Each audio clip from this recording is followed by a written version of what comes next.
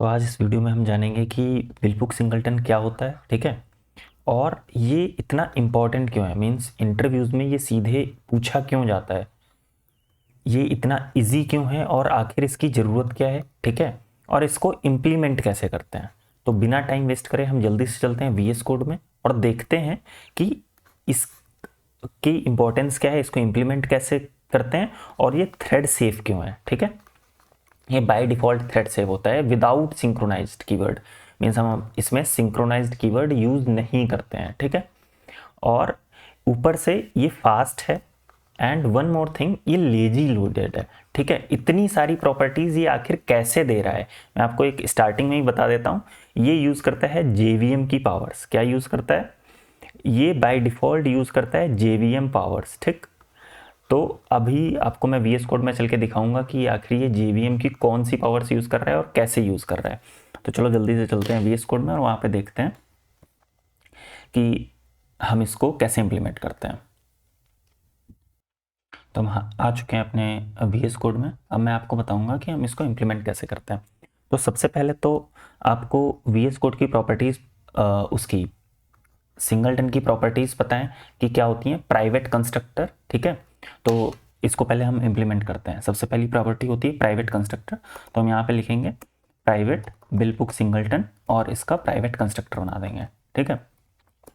दूसरी प्रॉपर्टी क्या होती है कि हमें इसका एक पब्लिक स्टैटिक मेथड देना होता है जो यूज़ होगा हमारा इसका इंस्टेंस लेने के लिए। तो हम यहाँ पे गेट इंस्टेंस, इसका इंस्टेंस क्रिएट करने के लिए, हमारी सिंगलटन का क्लास का इंस्टेंस क्रिएट करने के लिए।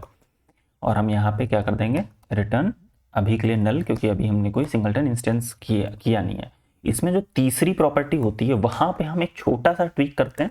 और छोटा सा ट्वीक क्या करते हैं वो यहाँ पे आप ध्यान से देखना, क्योंकि ये बहुत इंपॉर्टेंट स्टेप है। हम यहाँ पे क्या करते हैं, प्राइवेट स्टैटिक क्लास बनाते हैं, ठीक है। एक प्राइवेट स्टैटिक क्लास बनाते हैं जिसका यूज होता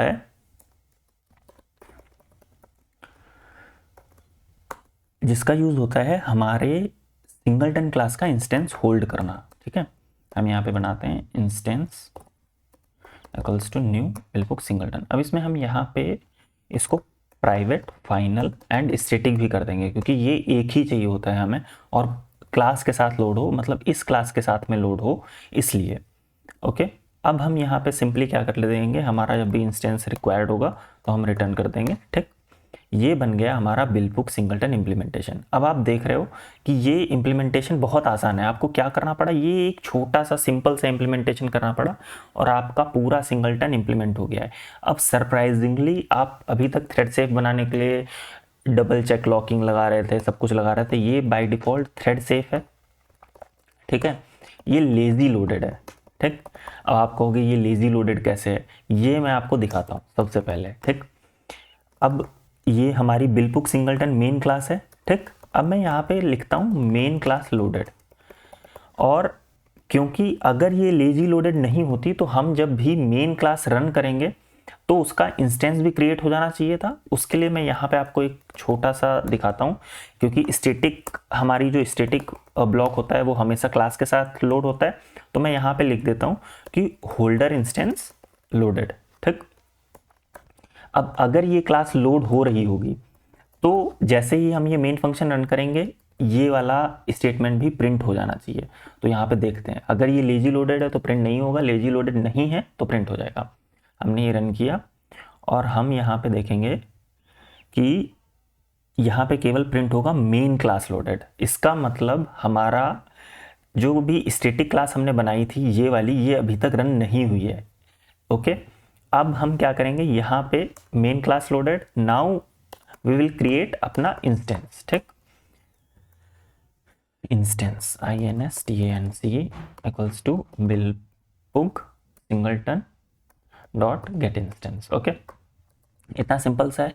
और अब हम देखेंगे क्या हमारा ये वाला लाइन लोड होगा। तो हम यहाँ पे इसे रन करेंगे और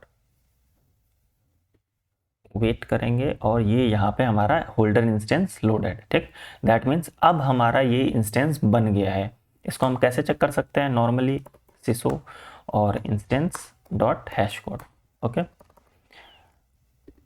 इसको हम रन करेंगे और ये इसका हैश कोड प्रिंट हो जाएगा। अब हम इसको चेक करते हैं कि क्या ये एक ही इंस्टेंस बना रहा है या मल्टीपल इंस्टेंस बना रहा है। तो हम इसको 1 कर लेते हैं, इसको 2 कर लेते हैं।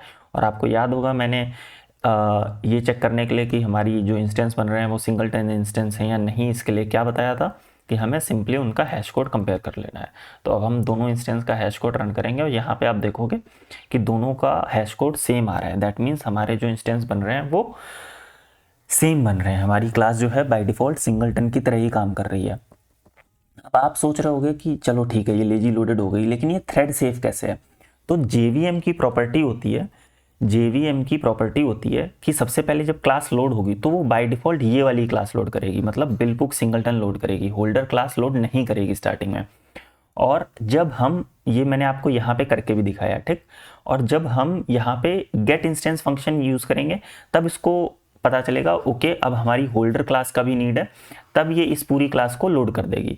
इस तरीके से ये क्लास थ्रेड सेफ भी बन जाती है, क्योंकि एक बार क्लास लोड हो गई, एक बार इसका ऑब्जेक्ट बन गया तो उसके बाद में कोई भी दोबारा ऑब्जेक्ट क्रिएट नहीं करेगा। और आप अगर ये सोचो कि इस स्टेज पे मल्टीपल थ्रेड्स पहुंच जाएंगे तो इसकी गारंटी JVM लेती है बाय डिफ़ॉल्ट कि एक साथ क्लास मल्टीपल थ्रेड्स लोड नहीं कर सकते, एक टाइम पे एक ही थ्रेड लोड कर सकता है। और एक बार ये लोड हो गई तो मल्टीपल टाइम्स लोड नहीं होगी, ठीक है। तो इससे हमें पता चल गया कि हमारी जो क्लास है वो थ्रेड सेफ भी रहेगी और लेजी लोडेड भी रहेगी। और कितना सिंपल इंप्लीमेंटेशन हो गया है आप ये देखो, केवल इतना छोटा इंप्लीमेंटेशन है और DCL में आपका इंप्लीमेंटेशन कितना बड़ा था, ठीक है। तो हमने ये तो देख लिया कि हमारी क्लास थ्रेड सेफ और लेजी लोडेड तो हो गई, लेकिन अब हम आ रहे हैं मेन टॉपिक्स पे जिस पे मोस्टली इंटरव्यूज में सबको प्रॉब्लम होती है। How to break the singleton, ठीक। यहाँ पे सबको प्रॉपर प्रॉब्लम होती है। तो इसके 3 तरीके होते हैं। पहला होता है रिफ्लेक्शन। पहला क्या होता है? रिफ्लेक्शन, ठीक है। और दूसरा क्या होता है इसका?